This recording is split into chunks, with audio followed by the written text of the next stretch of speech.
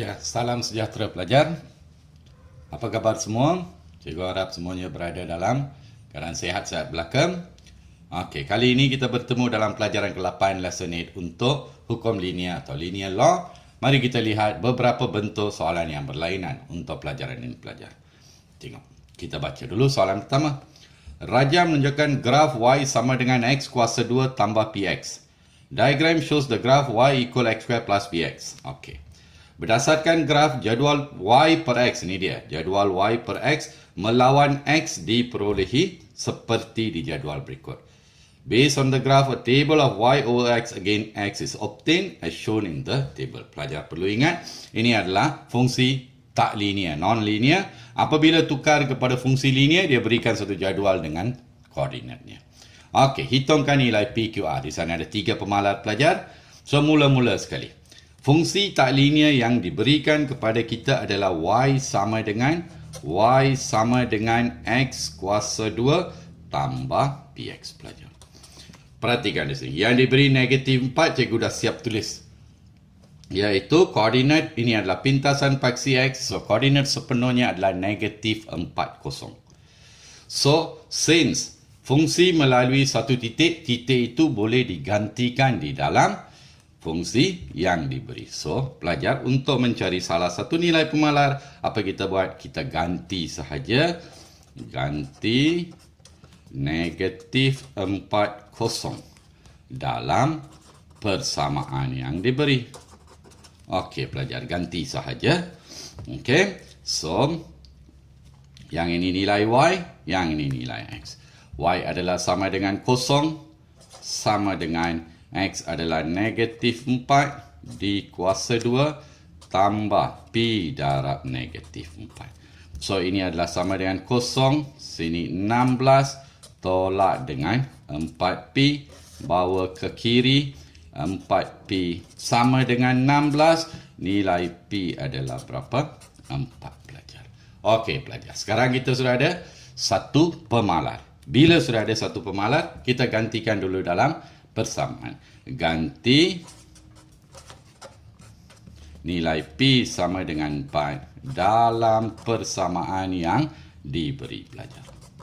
Okey, gantikan. So, kita akan dapat y sama dengan x kuasa 2 tambah nilai pi adalah 4. So, 4x. Ini dia fungsi linear yang lengkap. Fungsi tak linear yang lengkap. Sekarang kita kena tukar kepada fungsi linear pelajar. Perhatikan di sana. Dia dah beritahu y per x. Ini adalah unit pada paksi y. Y besar. Ini adalah unit pada paksi x. Boleh faham pelajar? So, apa cikgu kata? Tumpukan kepada unit pada paksi y. Di sini diwakili oleh y per x. So, apa kita buat? Kita bahagikan keseluruhan persamaan ini dengan x. So, bila kita bahagikan, y per x sama dengan x kuasa 2 per x tambah 4x per x. Okey, ringkaskan pelajar.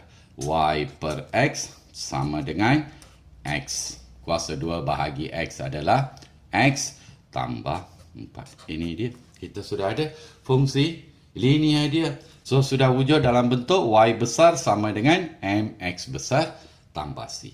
Sekarang kita nak cari dua lagi pemalar, iaitu Q dan R pelajar. Ganti saja. So, pada titik. Pelajar pastikan. Tengok di sini. Ini koordinat x, ini koordinat y. So, satu koordinat adalah Q negatif 5. Okey, ganti pelajar. Ganti dalam persamaan ini. Nilai y per x adalah sama dengan negatif 5. Nilai x adalah sama dengan Q tambah dengan 4. Tambah dengan 4. Bawa ke kiri. Tolakkan. Nilai Q adalah sama dengan negatif 5 tolak 4. Negatif 9. Itu dia. Sekarang, kita ganti satu lagi titik di sana. Sebab sudah ada fungsi lengkap bagi fungsi linear ini. So, pada titik. Pada satu lagi titik apa dia pelajar? Iaitu negatif 2R. Negatif 2R. Gantikan dalam persamaan. So, y per x adalah koordinat R. So, R adalah sama dengan X adalah sama dengan negatif 2 ditambah dengan 4. So, nilai R adalah 2. Itu saja pelajar. Ada masalah? Cikgu rasa sesuatu yang baru untuk kamu. Tak apa, kita bincang satu lagi soalan. Kita tengok soalan kedua. Ya pelajar, kita tengok soalan nombor 2. Raja menunjukkan graf lengkung Y sama dengan 2X kuasa 2 tolak 7. Raja B menunjukkan graf garis lurus yang diperoleh apabila Y sama dengan 2X kuasa 2 tolak 7 diungkapkan dalam bentuk Y besar sama dengan negatif 7 X besar tambah C. Okey. Diagram shows the curve Y equals to X square minus 7. Diagram B shows the straight line. Graph obtained when Y equals to X square minus 7 is expressed in the linear form Y equal negative 7 X plus C. Now, ungkapkan X dan Y dalam sebutan X atau Y. Express X and Y in terms of X and Y. Pelajar boleh faham soalan ini? Okey pelajar, kita tengok. Yang ini adalah fungsi tak linear. Ditukar kepada fungsi linear menjadi graf ini. Okey pelajar, sekarang perhatikan betul-betul. Daripada fungsi tak linear ini, kita nak tukar kepada fungsi linear ini. Apa yang pelajar perlu ingat di sana?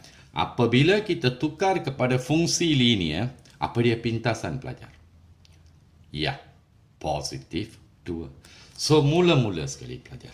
Tengok ungkapan tak linear, non-linear, diberi kepada kita Y sama dengan 2X kuasa 2 tolak 7. Pelajar, tengok betul-betul.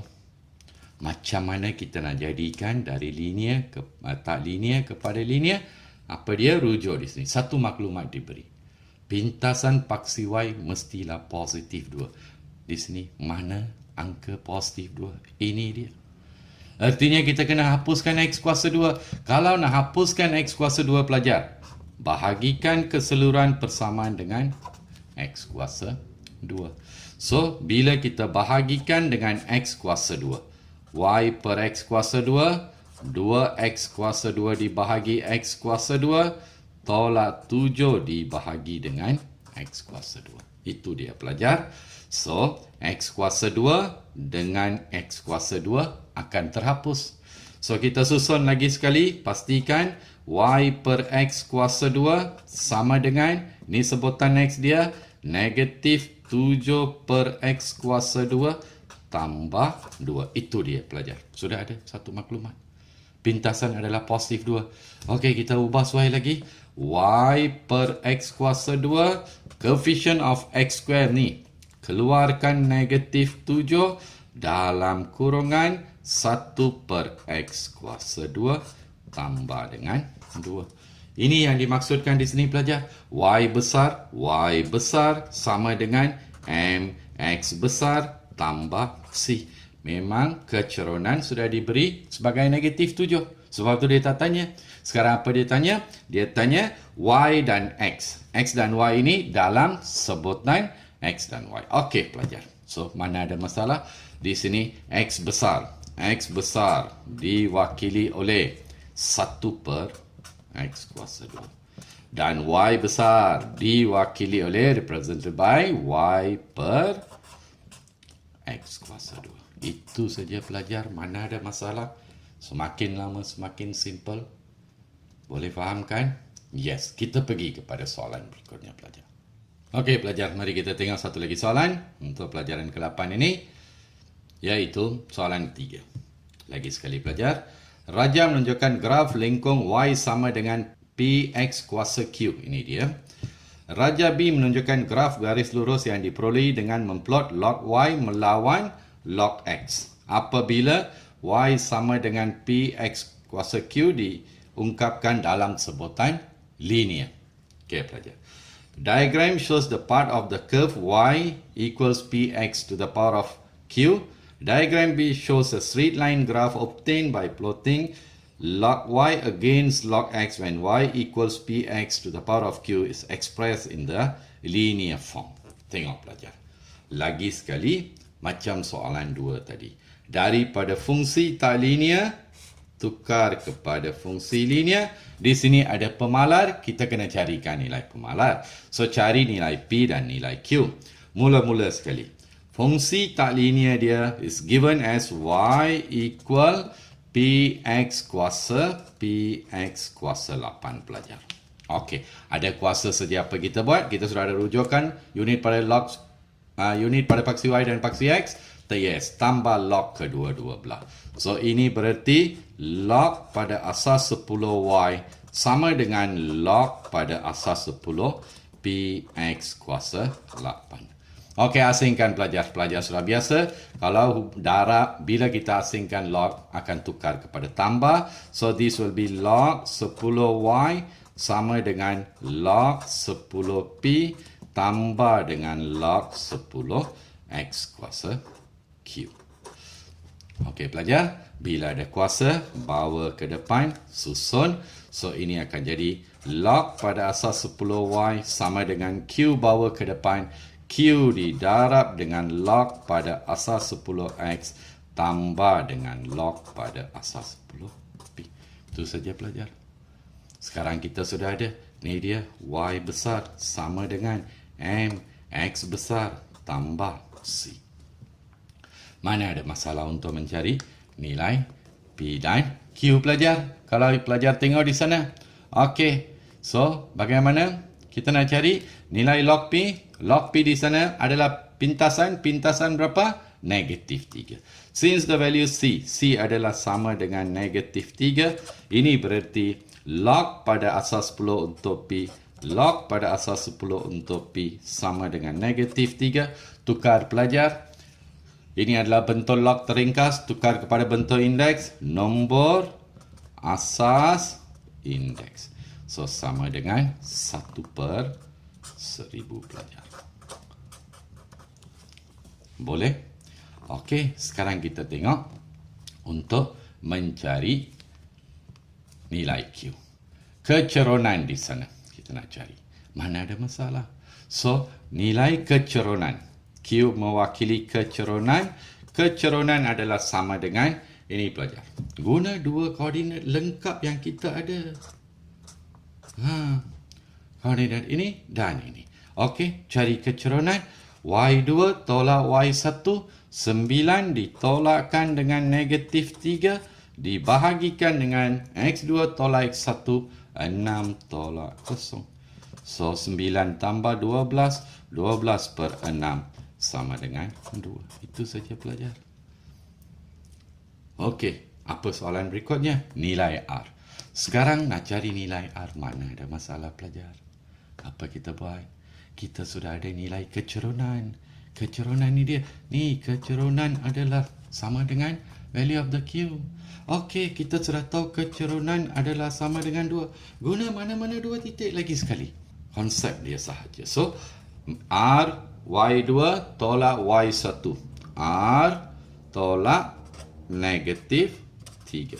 Dibahagikan dengan X2 tolak X1. 2 tolak 0. Mesti sama dengan 2. So, ini berarti R tambah 3/2 sama dengan 2. Darab silang.